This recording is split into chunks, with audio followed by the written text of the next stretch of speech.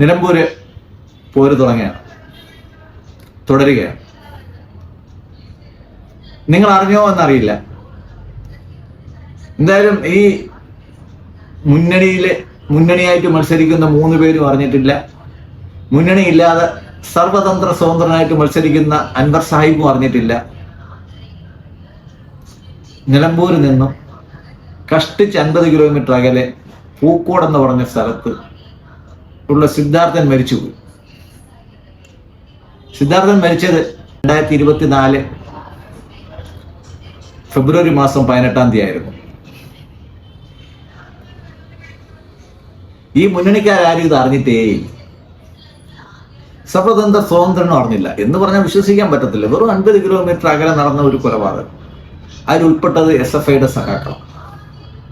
അപ്പം CPM ഭരിക്കുന്ന CPMനെ അത് ഡിഫെൻഡ് ചെയ്യേണ്ട ബാധ്യതയാണ്. പക്ഷേ UDFും BJPയുടെ NDAയും ഈ അൻവർ സാഹിബും കല്ലെടുത്ത് എറിഞ്ഞാലല്ലേ അവർക്ക് തടുക്കേണ്ട ബാധ്യതയുള്ളൂ. ഇവര് കല്ലിട്ട് എറിയത്തുമില്ല, അവരിട്ട് തടുക്കേണ്ട ആവശ്യവുമില്ല. ഇതാണ് നമ്മുടെ രാജ്യത്ത് നടക്കുന്നത്. ഞാൻ ഓർക്കുന്നത് 77 അടിയന്തരാവസ്ഥ കഴിഞ്ഞപ്പോഴത്തേക്ക് സിദ്ധാർത്ഥൻ വെറ്റിനറി സ്റ്റുഡൻ്റ് ആയിരുന്നതുപോലെ കൊല്ലത്തുനിന്ന് പോയ ആളാണ്. അതേപോലെ രാജൻ എന്ന് പറയുന്ന REC എഞ്ചിനീയറിംഗ് കോളേജിലെ വിദ്യാർത്ഥി ഉരുട്ടി കാലിൻ്റെ എല്ലും മാംസവും തമ്മിൽ വേർപെടുത്തി കക്കയത്തുകൊണ്ട് കുഴിച്ചിടുക എന്തൊക്കെയോ ചെയ്തു. അതിൻ്റെയൊക്കെ ഒരു വലിയൊരു കഥയാണത്. അതിനെപ്പറ്റി എത്ര നാടകങ്ങൾ വന്നു, എത്ര സിനിമകൾ വന്നു, എത്ര കഥകൾ ഇറങ്ങി. ഇദ്ദേഹവും നക്സലുമായിട്ടുള്ള ബന്ധത്തെപ്പറ്റി എന്തുമാത്രം സ്റ്റോറികളുണ്ടായി, എന്തൊക്കെ പുകിലായിരുന്നു. സത്യം പറഞ്ഞാൽ ആ ഒരു ഗവൺമെന്റിനെ ഇട്ട് പുകച്ചത് ഇവർ രണ്ടുപേരും കൂടെ ചേർന്നിട്ടാണ്. ആരാ കൊന്നു എന്ന് പറയപ്പെടുന്ന CPIക്കാരും കോൺഗ്രസ്സുകാരും ഇപ്പോഴും സജീവമായിട്ടുണ്ട്.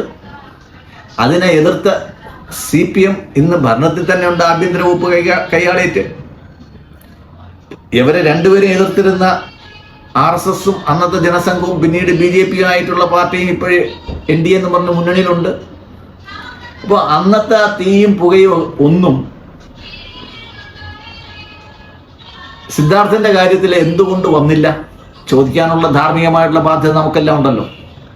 അന്ന് രാജനെ ഉരുട്ടിക്കൊന്നപ്പോഴത്തേക്ക് ഉണ്ടായ ധാർമ്മിക രോഷം ഇന്ന് എവിടെ പോയി? അതിലുൾപ്പെട്ട കക്ഷികൾ പലയിടത്തും ഉണ്ട്. അപ്പുറത്ത് നിന്നവരുണ്ട്, ഇപ്പുറത്ത് നിന്നവരുണ്ട്. പലരുടെയും UDF പലരുടെയും മുന്നണി ബന്ധങ്ങളൊക്കെ മാറി. അന്ന് CPMും RSSകാരും ഒരുമിച്ചായിരുന്നു അന്ന് ജയിലിൽ കിടന്നത്. ജയിലിലിട്ട കോൺഗ്രസും CPIയും ഇപ്പുറത്തുണ്ട്. അപ്പൊ ഇവരെല്ലാവരും തൽപര കക്ഷികളെല്ലാം കളത്തിലുണ്ട്. കളം റെഡിയാണ്. പൊസിഷൻസ് മാത്രമേ മാറിയിട്ടുള്ളൂ. ഫോർവേഡായിരുന്ന ആള് ഗോളിയായിരുന്ന ആള് ബാക്ക്വേഡായി, എത്രയേ ഉള്ളൂ. പക്ഷേ സിദ്ധാർത്ഥന്റെ മരണം സൈലന്റ് ആയിട്ട് വെക്കുന്നതിന്റെ പുറത്ത് ഒരു കോമൺ അജണ്ട ഇല്ലേ എന്നൊരു സംശയം ആൾക്കാർക്ക് എല്ലാവർക്കും. ഐസ്ക്രീം കേസിലെ CPMും കോൺഗ്രസും തമ്മിലുള്ള ലീഗും തമ്മിലുള്ള ധാരണയായിരിക്കാം. മാറാട് കേസിൽ BJPയും മറ്റു ചില പാർട്ടികളുമായിട്ടുള്ള ധാരണയായിരിക്കാം. പക്ഷെ ഈ കേസിൽ 3 മുന്നണികളും തമ്മിൽ ഒരു ധാരണ എത്തിയിരിക്കുന്ന ഒരു കേസ് ആദ്യമായിട്ടാണ് നമ്മൾ കാണുന്നത്. നിലമ്പൂർ ഇലക്ഷൻ പ്രഖ്യാപിച്ചപ്പോഴത്തേക്ക് തന്നെ നമ്മളൊക്കെ പ്രതീക്ഷിക്കുന്നത് സിദ്ധാർത്ഥൻ ഇതൊരു വലിയ ചർച്ചാ വിഷയമായിട്ട് മാറും. പ്രത്യേകിച്ച് മലപ്പുറം ജില്ലയിൽ വയനാട് മലപ്പുറം തമ്മിൽ ബോർഡറിംഗ് ആണ്. കഷ്ടിച്ച് റോഡ് വഴി പോവുകയാണെങ്കിൽ 78 കിലോമീറ്ററും എയർ ഡിസ്റ്റൻസ് 50 കിലോമീറ്ററും. ഇത്രയും അടുത്ത് നടന്ന നിഷ്ഠൂരമായ ഈ കൊലപാതകം, നരാധവന്മാർ നടത്തിയ ഈ കൊലപാതകം ഒരു ചർച്ചാ വിഷയം പോലും നിലമ്പൂരിലാകുന്നില്ല എന്നുള്ളത് നമ്മുടെ എല്ലാവരുടെയും ധാർമ്മിക രോഷത്തെയും കൂടെ ഉയർത്തുന്നതാണ്. തീർച്ചയായിട്ടും ഏതെങ്കിലും മുന്നണി മറന്നുപോയിട്ടുണ്ടെങ്കിൽ ഇതൊരു ഓർമ്മപ്പെടുത്തലായിട്ട് എടുക്കണം. നന്ദി, നമസ്കാരം. സിദ്ധാർത്ഥന് വിട.